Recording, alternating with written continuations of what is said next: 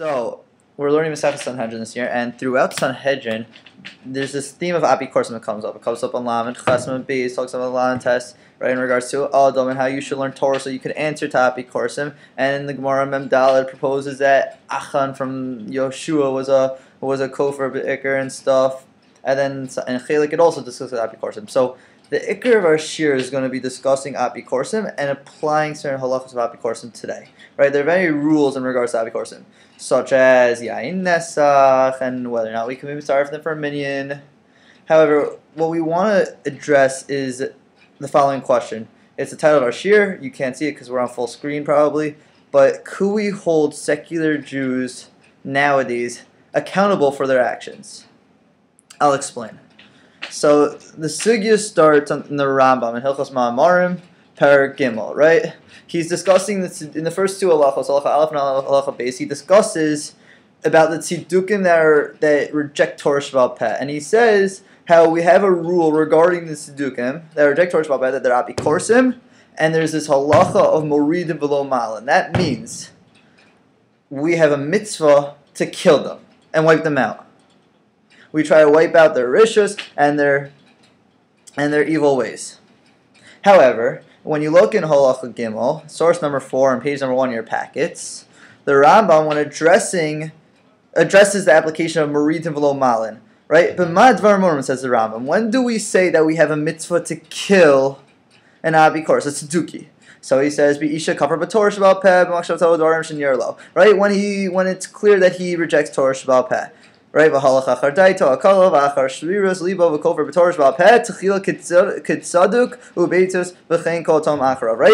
when he goes after this evil way and he rejects Torah Sheba'al Peh, he's considered a tzeduki and all the like, and he is an abikor, and we try to kill him. Aval, says the Rambam, very, very, very, very interesting, and this is the Iker of our share. Aval b'nei hatoim ha'eled, these people that go astray, u'b'nei b'neihem, and their children shehedichos hamavosam, that their fathers cause them to go off the derech, to go astray.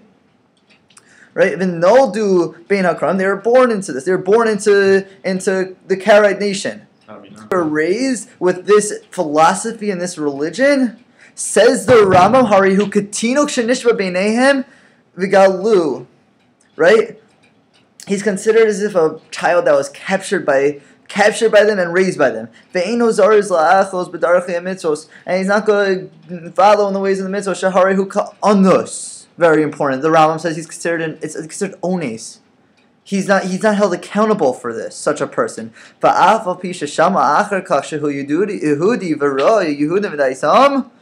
Even after he learns that he's Jewish and he learns about the Jewish religion, still, says the Rambam, he's still considered honest because he was raised on this mistake, on this faulty premise of the Tzedukim, of the Karaites. So, right? And and this is what Chazal were talking about, people that follow in the footsteps of their forefathers, right? And they can't be held. And instead of killing the people, says the Rambam, we had to do Makarev them and bring them back to the ways of the Torah. So the Rambam introduces this rule, this concept called tinok shenishba. Tinok shenishba means that they're honest. Anyone who doesn't know about Judaism is considered honest, and he's not considered abikoros. However, says what? The Rambam is very interesting. So the Rambam only applies this rule of tinok shenishba in context of moridim v'lo malin. Only in regards to whether or not we kill him do we say that he's not considered abikor. Seemingly, according to the Rambam, any other thing, his wine will become yain nesach, because the context of the Rambam, where it comes from. This is very interesting, and this is what we had to address.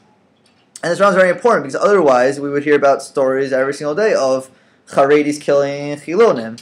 So obviously this Rambam is accepted. But now let's see the Chazon Ish. The Chazon Ish in Siman Aleph Yordei, it's page 9. Page 8 and 9 of the packets, right? The Chazon Ish takes this rule of tinok shenishba and he applies it to everything, right? In the beginning of Siman Aleph, Sifbav, and bottom left of page 80 says, "V'tinok shenishba beina alkum dinok yisrael shchitas hamutaris." In the context of shchita, he writes that their shchita is considered good. The Rambam didn't mention anything about shchita and other things like that. right? And he says like this in the end of page 9, top right. He says in the bottom, underline, Big